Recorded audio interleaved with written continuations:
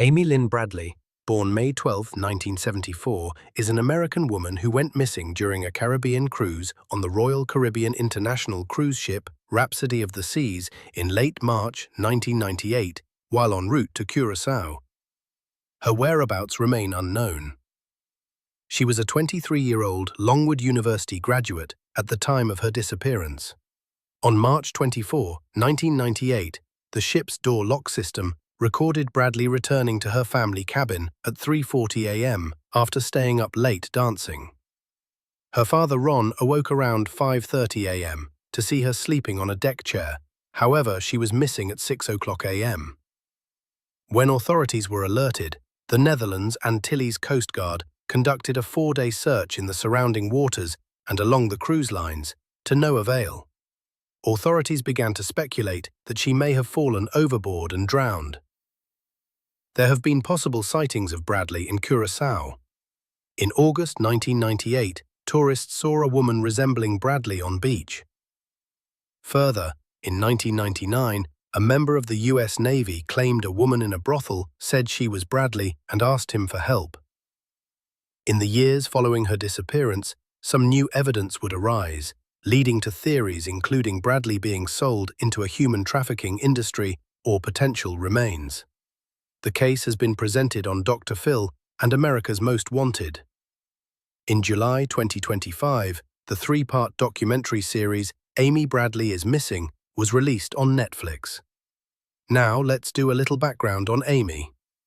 Amy Lynn Bradley was born on May 12, 1974 in Petersburg, Virginia, to Ivor and Ron Bradley, an insurance executive. She had a younger brother, Brad. She was a resident of Chesterfield County, Virginia.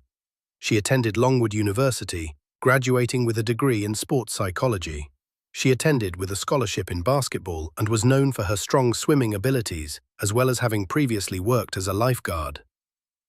Bradley came out as gay to her family while in college. Her ex-girlfriend stated that when Bradley told her parents about her sexuality, they were not happy and were disappointed. Her father stated, "It's Amy's life. It wasn't what we would choose for her, but it's her life, and we loved her unconditionally." Ron won an all-expenses-paid family cruise from his employer, and as a celebratory event, Bradley decided to join her family on the Royal Caribbean International cruise ship Rhapsody of the Seas en route for Curaçao, a Dutch Caribbean island under the Kingdom of the Netherlands.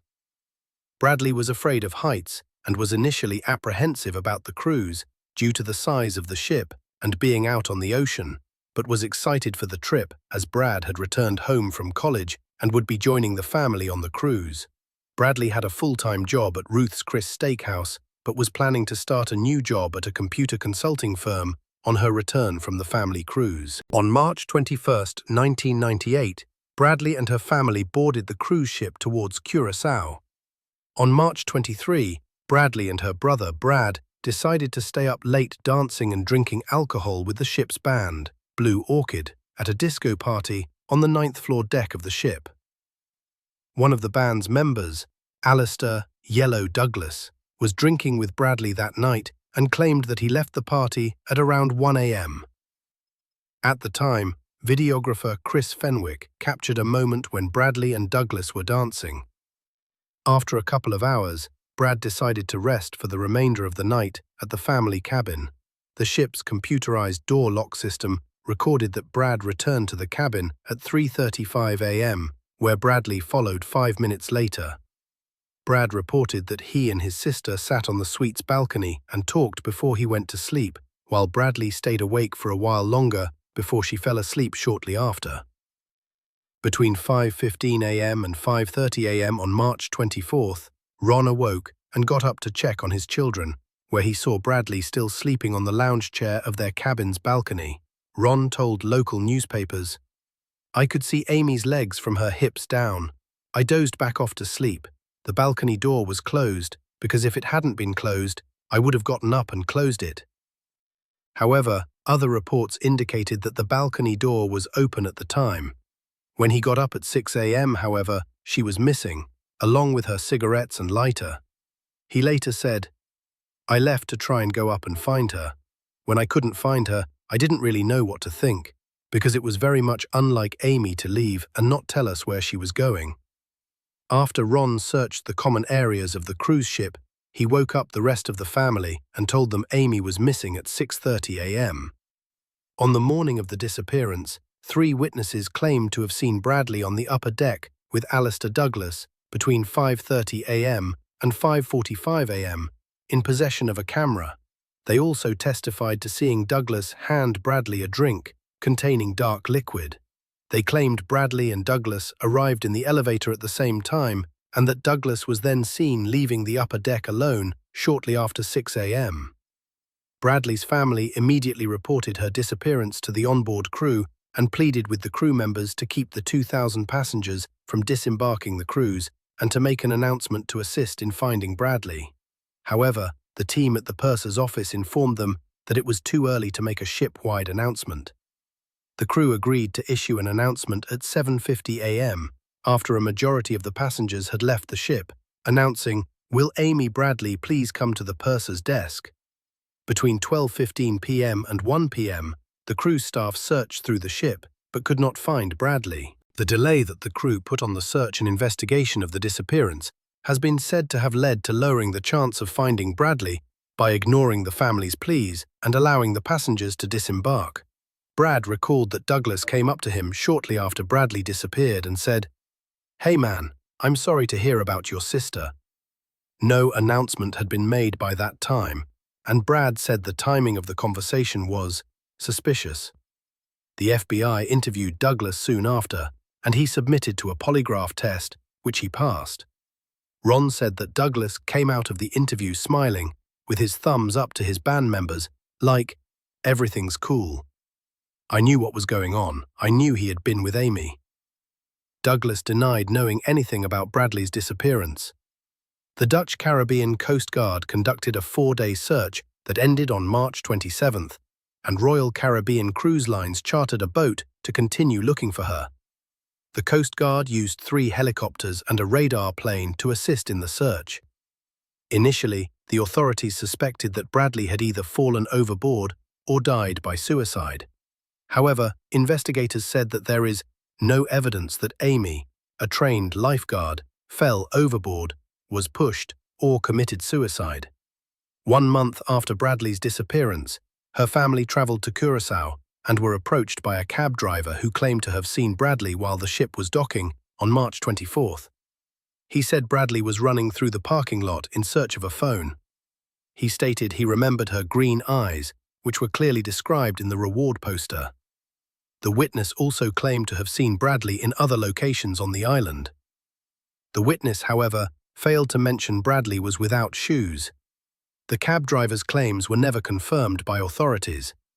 In August 1998, 2 Canadian divers had a possible sighting of Bradley on a popular Curaçao diving beach known as Playa Porta Marie.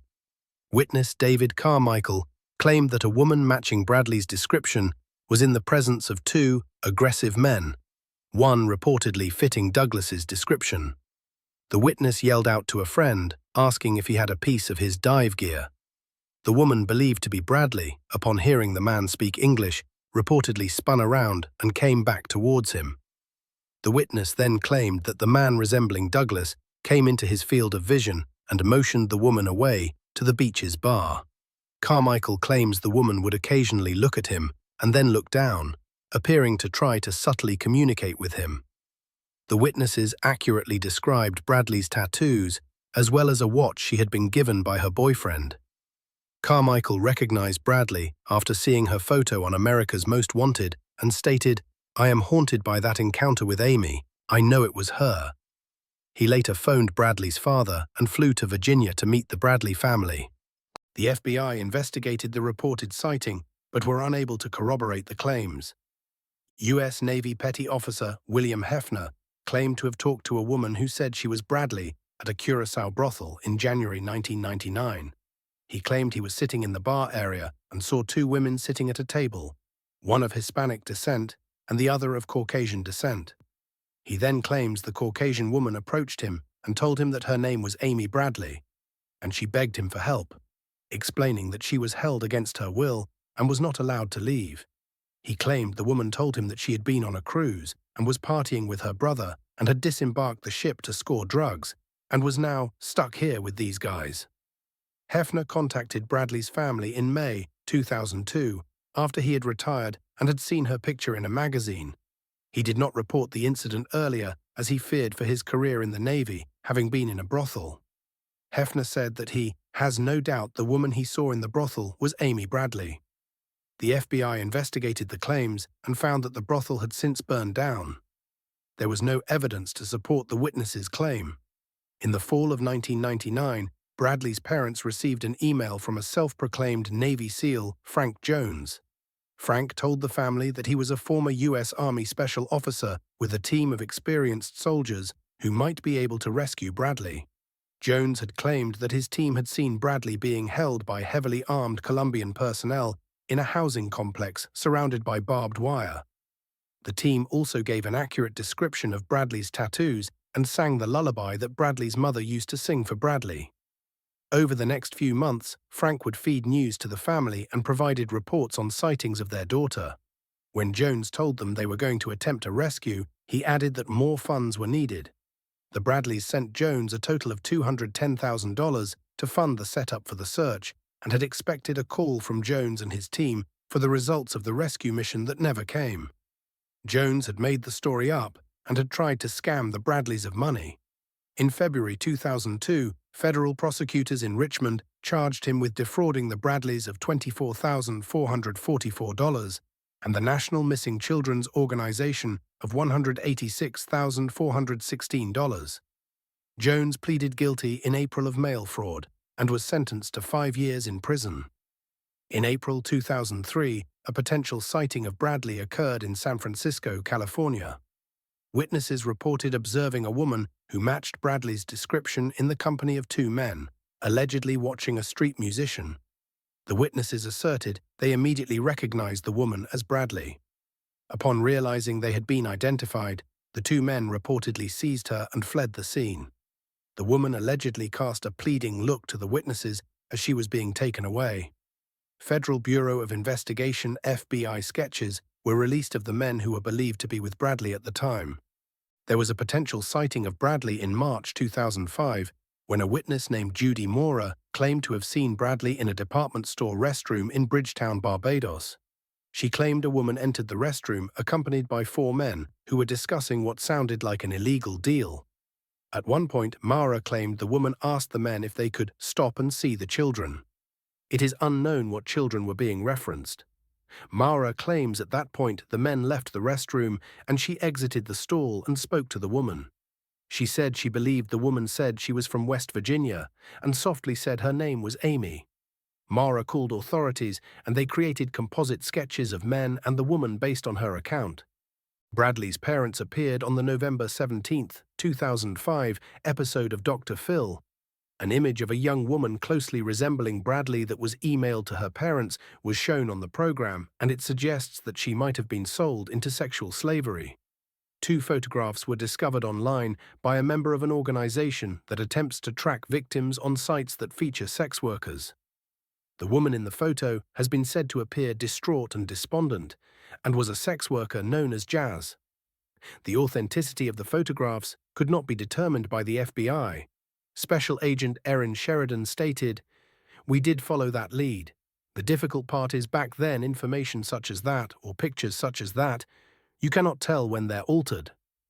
A man who later worked with the FBI performed facial comparisons, and his opinion was that the photographs were of Bradley.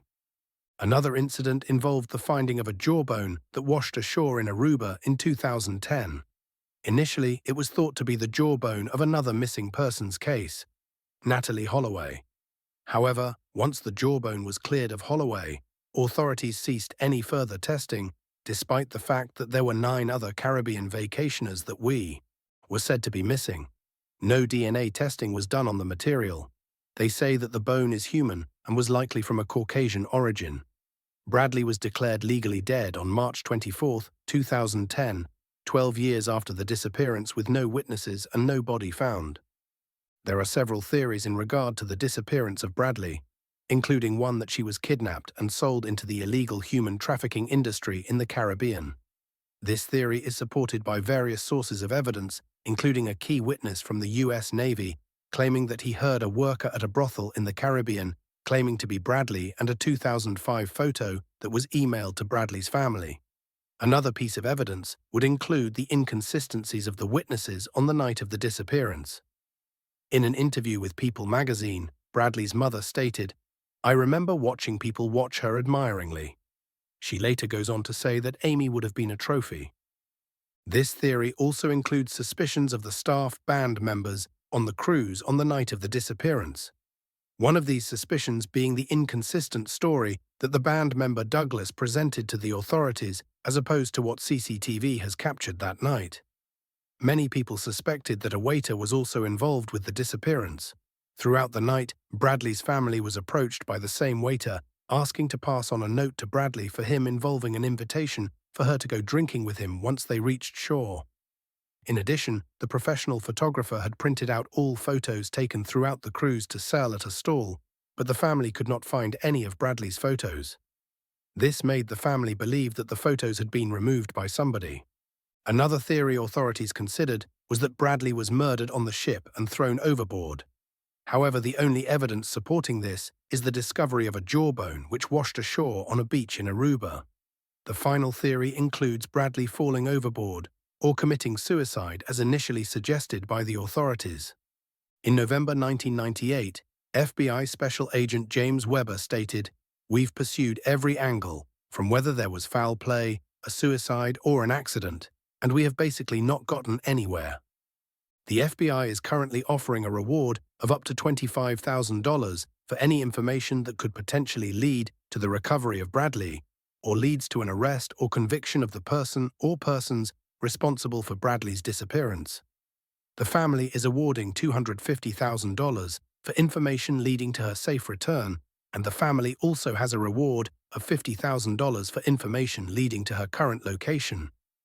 If you or someone you know has any information about Amy Lynn Bradley, contact the FBI or Interpol. Her family still believes she may be alive. Like, share, and subscribe for more true crime mysteries just like this one. Let's keep Amy's story alive and her name in the spotlight.